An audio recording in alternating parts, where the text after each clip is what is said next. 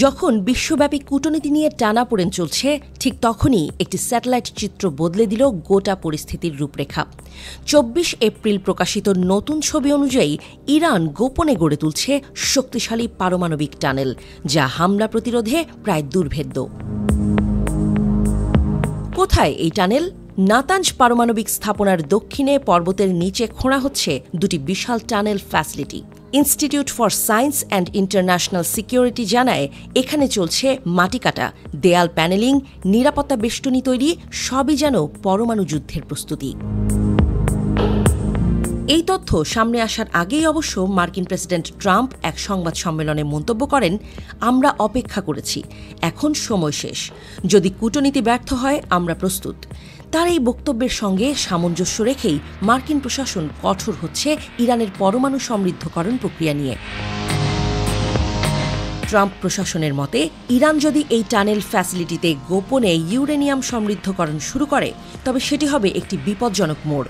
IAEA মহাপরিচালক Rafael Grossi বলছেন, তারা কিছু স্থানে আমাদের ক্যামেরা সরিয়ে দিয়েছে, এর ফলে তেহরানের পরমাণু কার্যক্রমের ওপর আমাদের নজরদারি কমে গেছে।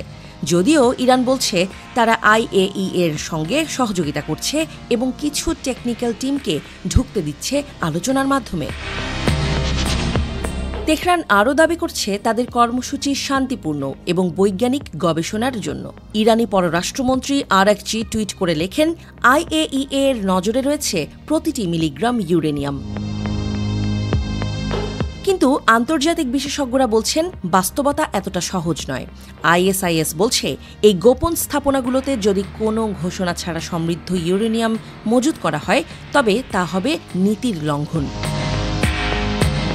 এদিকে ইসরায়েল বলছে তারা একা হামলা চালাতেও প্রস্তুত। তেল আবিবে এখনও যুদ্ধমঞ্চ প্রস্তুত হওয়ার মতো আলামত পাওয়া যাচ্ছে, যেখানে ট্রাম্পের মার্কিন সেনারাও হয়তো সামিল হবে।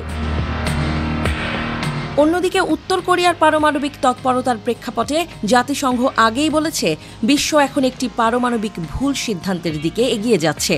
ইরান যদি টানেলের আড়ালে প্রকল্প চালিয়ে যায়, তাহলে সেটি হবে সেই একই পথের অংশ। এই মুহূর্তে আলোচনার আশায় রয়েছে বিশ্ব, কিন্তু কূটনৈতিক কাচের ওপর চাপ বাড়ছে প্রতিনিয়ত।